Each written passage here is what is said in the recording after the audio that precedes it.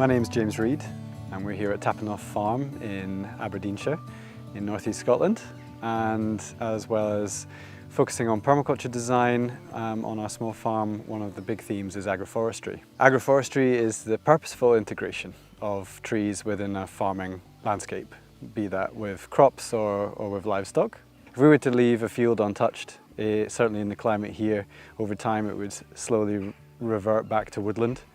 And for us, that's our model that we're focusing on, is looking at how we can work with our small farm and to slowly transform that over time into a perennial-based agricultural system. A lot of the trees that we've been planting are fruit trees, but there's a lot more reasons behind wanting to plant other perennial and woody species other than for food production. We often talk about the 5 F's of a forest garden. We've got food, fuel, fodder, fibre and pharmaceuticals. That's a slightly artistic license on that last one. But that really gives you an idea of the achievements that we're asking of our trees that we're planting here on the farm. We're planting trees for firewood. We heat our house using mostly wood fuel, so it's fantastic if we can try and at least get some of those wood fuel needs from our own farm. So that involves planting coppice. A lot of the trees that we work with here, if we cut them down at ground level, the following year they'll regrow again. So coppice agriculture has been happening for thousands of years. It's probably one of the oldest forms of interaction that we have with forestry. It's a truly regenerative form of firewood production.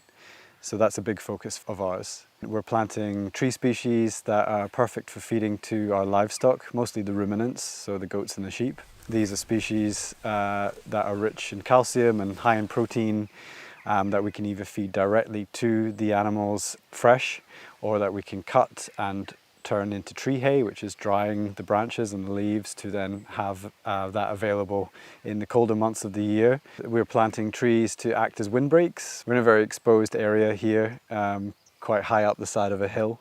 So it just makes sense to be able to plant fast-growing species that are going to buffer the winds. We're planting species such as hybrid willow and hybrid poplar, which are incredibly fast-growing, that can shoot on up and help change the microclimate in a favourable way to make way for other species of trees that are going to last a lot longer in the timeline of this project. A lot of the tree species that we're planting are perfect for the goats to browse from. Goats in their nature are browsers. Wild goats certainly are very good at grazing grass. They're more akin to a deer in their eating habits, and one of their favourite foods is tree fodder. So we really want to make that available. It's very important for the rumen that it has access to tree leaves and branches. The goats even eat the bark off of the trees. Of course, this can be problematic, keeping an animal such as a goat within a wooded scenario. Through design and fencing, we're really managing to integrate an animal that can be very devastating to a forest or a woodland, but giving them everything that they need to be for adequate nutrients and to give them a really good life. Poultry play a really important part in the agroforestry system. We keep chickens and we keep geese. We've had ducks in the past. We currently don't have any, but they are a fantastic addition to most agroforestry systems. The chickens we move regularly in a movable hen house, which just means we can get them into as many different areas as possible that we need them to do some work. From a horticultural point of view, chickens are often talked about cleaning up a garden plot, tilling the soil for you. And while we've had some success with that, we really find that for us, the best result at using chickens is having them in these small areas of woodland, areas that are perhaps a bit difficult for us to put the sheep or the goats into. The chickens really find their niche there.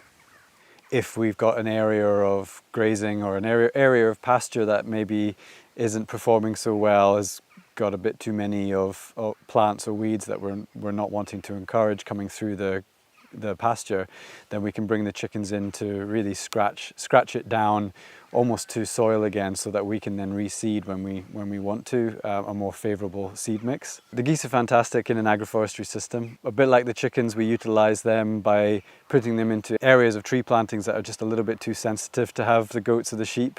For grass management, they're fantastic. That is their main diet, is primarily grass. Where we've been growing wood fuel coppice, which are, the trees are planted at quite a tight spacing. We can't scythe in there to keep the grass down. We can't even use our mechanical scythe. The trees are too densely planted to allow the goats in there because of fear of them eating the trees. So the geese are just brilliant at fitting into these small, intricate tree-based systems. You do have to be careful with the geese. They have been known to nibble at some of the bark, but mostly at the times of year when the grass hasn't quite started growing enough and they're just looking for a food source. We've even managed to give the geese tree hay, which has been quite amazing. We came across that purely by observing the geese. Over winter had the geese in an area of the farm where they had access to a beech hedge, and obviously beech retains its leaves during winter. The leaves dry as winter comes on and the leaves stay on the hedge, and we noticed that the geese were eating the leaves off the hedge, and that is tree hay, really. It's dried leaves. So we've thought, oh, can that be also one of our farm animals that we can supplement their diet in winter with tree hay? As well as agroforestry methods like alley cropping, we also focus on silvopasture. Silvopasture is the integration of trees within a grazing system. One of the things that we're really wanting to try and achieve here is really utilising every acre of land that we've got. We're a small farm, we're only 8 acres.